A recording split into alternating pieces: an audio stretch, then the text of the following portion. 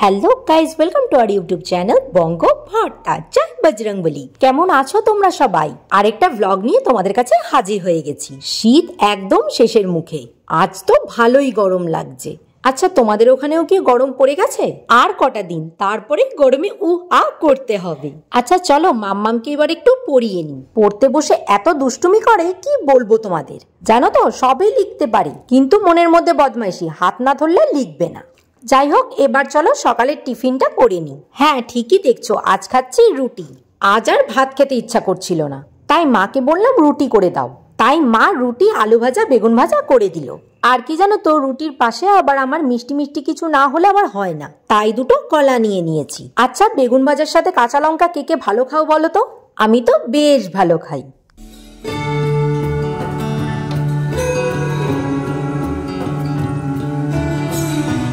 আমার ভাই আবার অত কষা কষা পছন্দ করে না, তাই মা বানাচ্ছে একদম পাতলা করে মাটনের ঝোল। জানো তো, কদিন ধরেই ভাবছি নখগুলোর একটু যত্ন নেব। দেখো নেল পালিশগুলো অর্ধেক অর্ধেক নখের মধ্যে কেমন লাগছে। চলো এগুলো আগে ভালোভাবে তুলে নিই।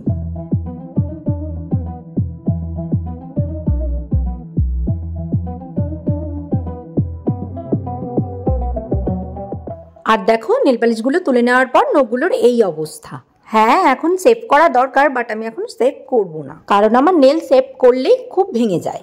এবার চলো নখগুলোকে আরেকটু পরিষ্কার করে নিই। কিছুই না, এবার নিয়ে নিলাম মামামের একটা পুরনো টুথব্রাশ, আর যেই টুথপেস্ট দিয়ে দাঁত মাজি সেটা একটু ব্রাশে লাগিয়ে নিলাম। চলো এবার দাঁতের মতো নখগুলোকে একটু ঘষে নিই। অ্যাকচুয়ালি কি জানো তো, আমাদের দাঁতের জন্য যেমন টুথপেস্ট ভালো, তেমনই নখের জন্য খুব ভালো। যাদের নখ খুব নরম হয় তারা এটা সপ্তাহে 3 দিন করতে পারো, তাহলে নখও শক্ত হবে আর নখ খুব তাড়াতাড়ি বাড়বেও।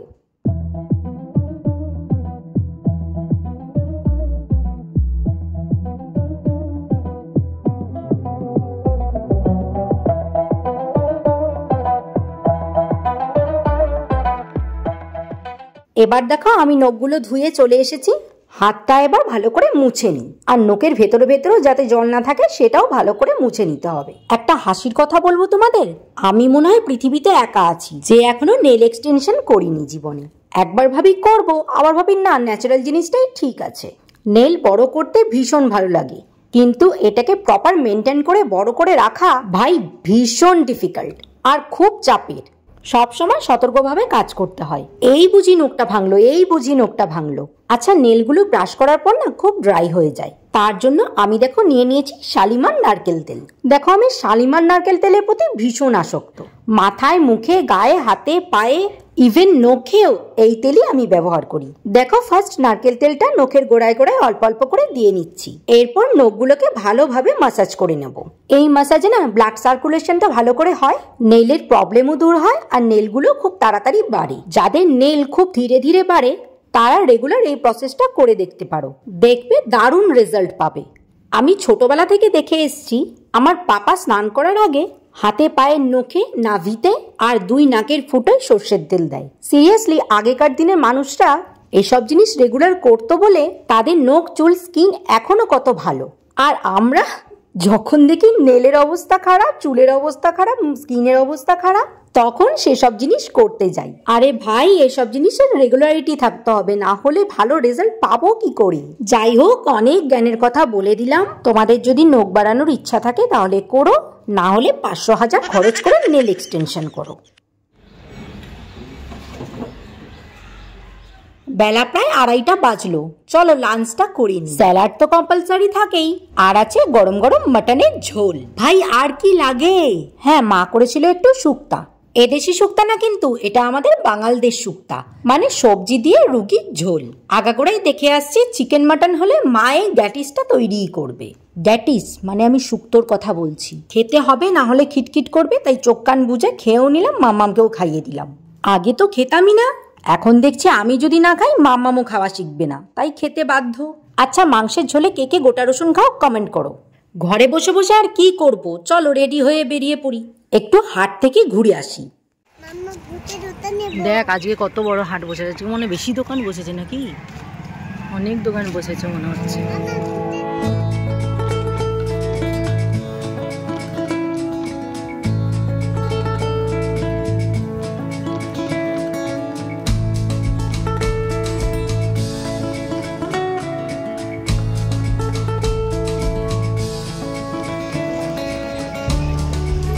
মামা তোর কি কিছু পছন্দ হয়েছে? কোন প্যান্টটা পছন্দ হয়েছে?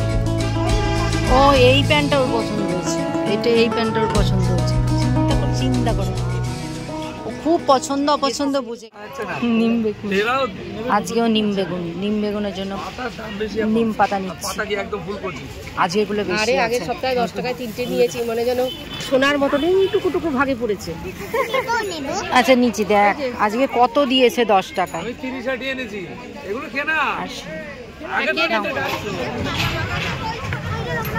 ঢেঁড়স গুলো ভালো লাগে।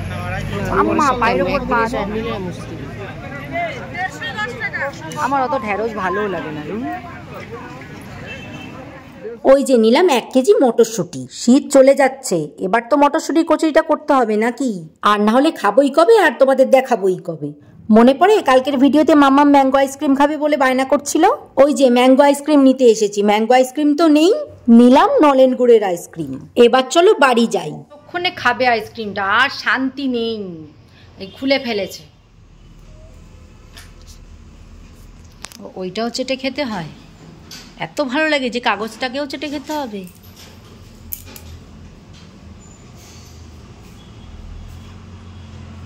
আর এত যে ঠান্ডাটা খাবি, গলাটা ব্যথা করবে না? হ্যাঁ চলো চাটা এবার খায় আনি, নাহলে মাথাটা তো আর কথা কইব না।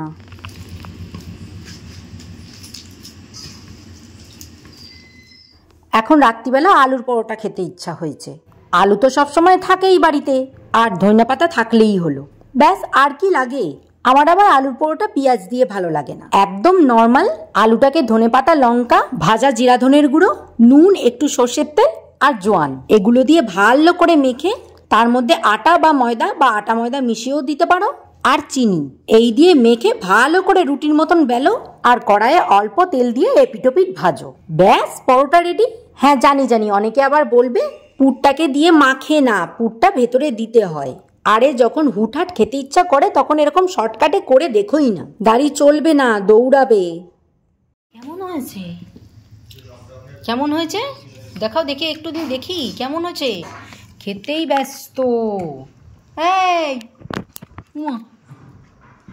কি বলবি না? রাগ করেছে নাকি? ও রাগ করেছে নাকি? পুরো একদম কুচুটে হাসি, কুচুটে। আচ্ছা কেমন হয়েছে বল, কেমন করেছে দিদিয়া? দেখ আলুর পরোটাটা কেমন করেছে বল। তো ঠেঙ্গাটা দেখিয়ে দে, এই যে ঠেঙ্গা দেখাস, ঠেঙ্গা। আলুর পরোটা ধনেপাতা চাটনি দিয়ে বেশি ভালো লাগে। ওই যে বললাম শর্টকাট, তাই ধনেপাতা চাটনি না, ঘরে ছিল ঝাল ঝাল শেজওয়ান চাটনি, আর ওটা দিয়েই খেতে যা ভালো লাগছে না। আমার মার হাতে রুটি পরোটা না হেভি হয়। ভাজ করে দেখালাম তো কিরকম নরম হয়েছে। এভাবে একবার বাড়িতে করে খেয়ে দেখো। ফোনের মধ্যে লোলঝোল ফেলো না, ফোনটা নষ্ট হয়ে যাবে। কি লাগিয়েছে? হ্যাঁ ভাঙলো কি শুরু করেছে? রাত্রি 11টা বাজে। অবস্থা দেখো, রাত্রি 11টা বাজে। কি রে, এত হাসি আসছে কোত্থেকে? হ্যাঁ